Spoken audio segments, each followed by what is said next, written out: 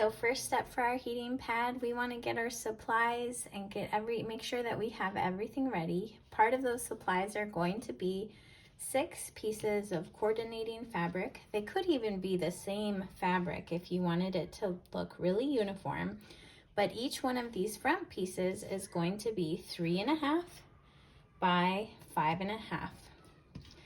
So now I have 6 of them, and I'm gonna make sure that I have them arranged in the way that I like them. So 1, 2, 3, 4, 5, 6.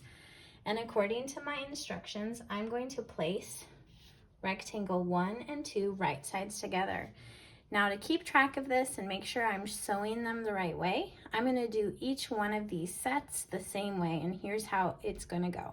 So with my second piece of the set, I'm gonna flip it over and put it on the first piece. Make sure they're aligned with my second set. I'm gonna do the same thing. I'm gonna take the second piece of fabric and put it right on top of the first piece, right sides together. And for my last set, I'm gonna do it one more time. Put the second piece right on top. And when I take this over to my sewing machine, I wanna make sure that I'm holding them the right way and I'm going to sew them the right way. So I'm gonna put my Wonder Clips right here on the right side so that I remember. The colored side is right here, so I'm gonna be having this fabric faced up when I'm sewing, and it's on the right side because my seam's gonna go down the right. I'm gonna clip the rest of these guys the same way. And then I'm gonna take these right over to my sewing machine, and I'm going to sew a 1/4 inch seam all the way down the right side of each of these sets.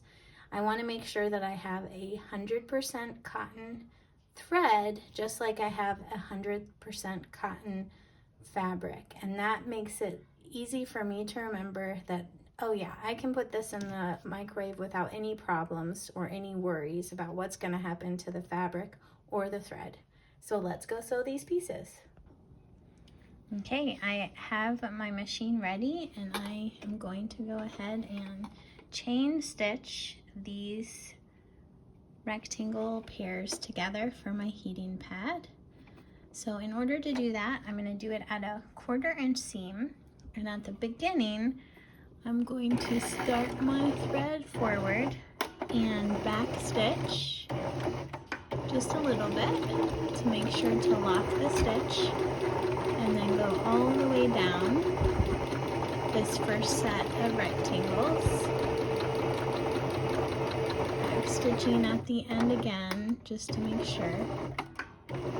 Okay, and then for the next one, instead of going and cutting my thread, I'm actually going to go off of my fabric a little bit, pick up my presser foot and put it back down, and then keep going. And that saves a little bit of time and energy, and it saves a little bit of thread as well. And then I'm going to go all the way back down. When I get to the end, I'll do my back stitching, just a few stitches, and then I'll get my last set of rectangles ready. Go off of that set, pick up my presser foot and put it back down, and then back stitch that front one. I was a little close there. I should have left a little bit more room before I put this one on, just to make sure that I don't sew the 2 sets together. And then finish with a back stitch. And now I can go ahead and pull my pieces and snip my thread, get it ready to sew for the next time. And then I'm going to press after I snip the little piece of thread that's in the middle there. So I'm going to show you a handy trick for pressing next. Okay, I'm ready to press my rectangles, and I want to make sure that all of the seams are going the same direction. So I have a handy trick to make sure that that happens, and I want to share it with you because it really helps.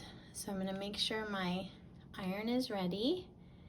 And then with this first set of rectangles, I want my seams to be pointing towards the second fabric. And if you remember, we put our second fabric on top, right sides together. So in order to do that, I'm going to first press the block, the rectangles that I just made, to make sure they're nice and pressed together. And then I'm simply gonna open it up and press it like this so that my second fabric is right on top of the seams that I just made. And remember, I want those seams pressed towards the second fabric. So you'll see that that happens naturally.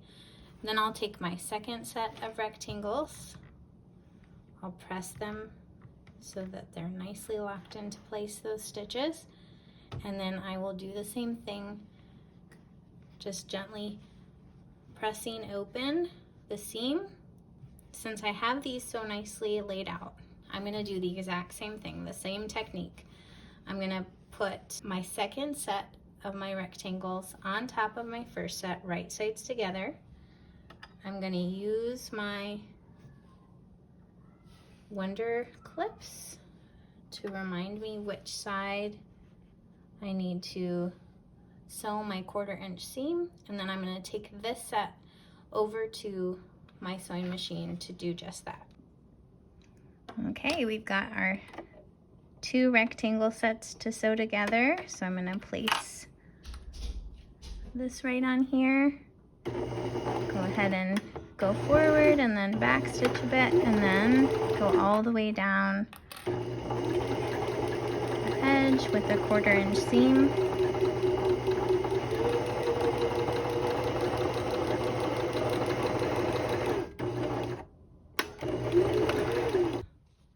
And press it towards that second set of rectangles that I've sewed, like so, making sure that yellow piece is laying nicely over that seam.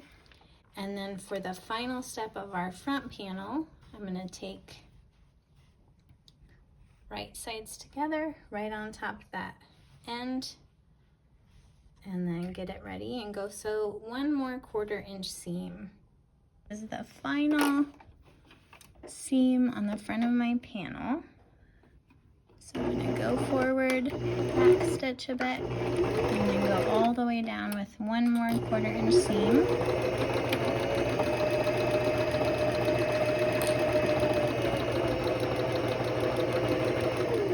And back stitch at the end, and then clip it and go press it open.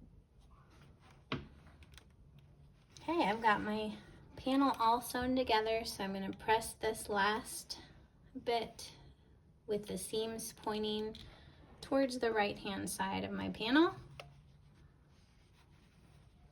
Just gently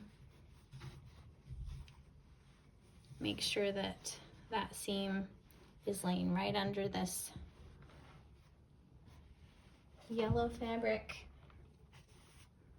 And then I'm going to double check and make sure that all my seams are pointing the same way. So because of doing our pressing the way we did, they're all pointing in this direction towards the right, and that means that we are ready to combine our front panel and our back panel now.